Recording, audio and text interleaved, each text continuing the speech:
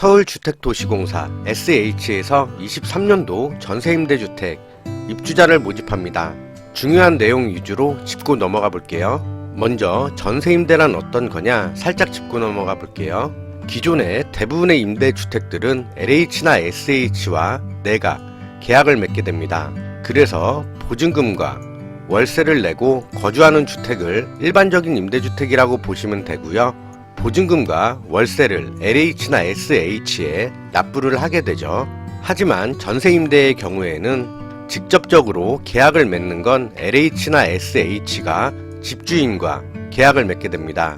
따라서 LH나 SH에서 집주인에게 보증금을 내주고 그 보증금의 이자 비용을 내가 LH나 SH에게 납부하는 형식을 전세임대라고 합니다. 최근에 전세 사기나 깡통 전세의 피해자들이 많이 나타나고 있는데요.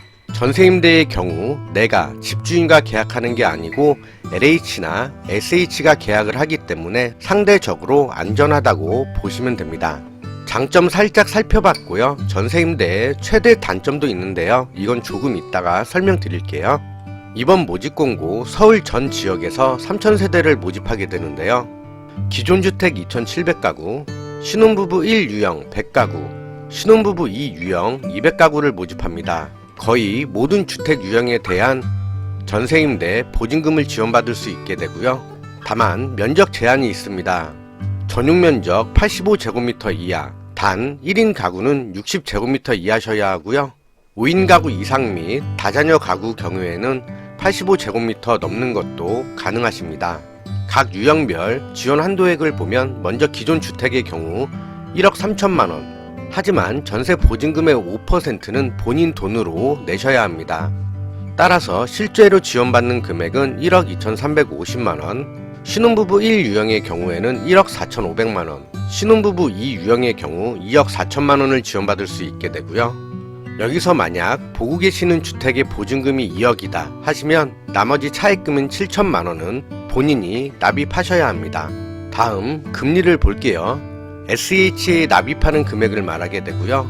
4천만원 이하를 지원받으셨다면 연 1%의 이자, 4천만원에서 6천만원을 지원받으셨다면 연 1.5%의 이자, 6천만원을 넘게 지원받으셨다면 연 2%의 이자를 SH에 납입하시면 되는, 여기서 만약 최대 지원 금액인 1억 2,350만원을 지원받으셨다면 6천만원이 초과하기 때문에 연 2%의 이자를 SH에 납부하시면 됩니다.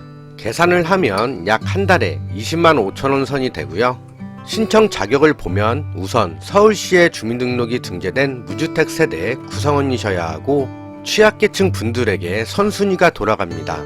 먼저 1순위 기초생활수급자인 생계, 의료급여 수급자분, 한부모 가족분, 주거지원 시급가구, 가구당 월평균 소득이 70% 이하인 장애인분, 고령자 계층분. 2순위 월평균 소득 50% 이하인 분 또는 가구당 월평균 소득이 100% 이하인 장애인분이 해당하시고요. 여기에서 50%는 1인 가구 220만원, 2인 가구 290만원 이하, 70% 1인 가구 289만원, 2인 가구 387만원 이하, 100% 1인 가구 385만원, 2인 가구 532만원 이하셔야 하는 거고요.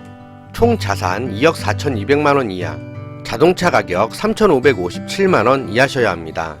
신청 기간을 보면 2월 13일 월요일부터 2월 17일 금요일까지고요. 신청자분의 주민등록상 주소지에 동사무소에서 신청하시면 됩니다. 모집공고의 전체 내용이 상당히 긴데요. 모집공고는 댓글과 더보기란에 올려놓을게요. 이렇게 확대해서 크게 보실 수도 있으니까요. 꼼꼼하게 체크해 보시고요. 그러면 전세임대의 단점에 대해서도 한번 알아볼게요. 우선 첫 번째, 공인중개사, 그러니까 부동산에서 전세임대에 대해서 전혀 모릅니다. 상당수의 부동산이 전혀 모르고요. 이 사이트는 전세임대에 관심 있어 하시는 분들이라면 다 보셨을 사이트인데요. 바로 전세임대 포털 사이트죠. 해당 사이트에 들어가 보시면 이렇게 전세임대에 대해서 부동산 하시는 분들에게 상세하게 설명도 해드리고 있고요. LH 본사에 초대해서 정기적으로 교육도 시켜주고 있는 상황이지만 많은 수의 부동산에서 관심을 주지 않습니다. 집을 소개해주고 계약이 성사되면 중개 수수료를 받게 되지만 들어가는 수고에 비해서 중개 수수료 자체를 크게 생각하지 않습니다. 일반적인 전세나 월세 몇 개 더 보여주지 하는 마인드가 대체적으로 많고요. 권리분석 통과할지 알아봐야 하지, 집주인 설득해야 하지, 이런 일련의 과정들을 거쳐야 하니까요. 이러한 부분을 개선하려면 LH에서 중개수수료에 대한 지원을 조금 더 올려주면 되지 않을까 하는 생각이고요.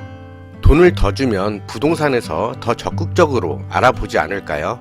그리고 전세임대 포털에 들어가 보시면 집들이 이렇게 나와 있죠.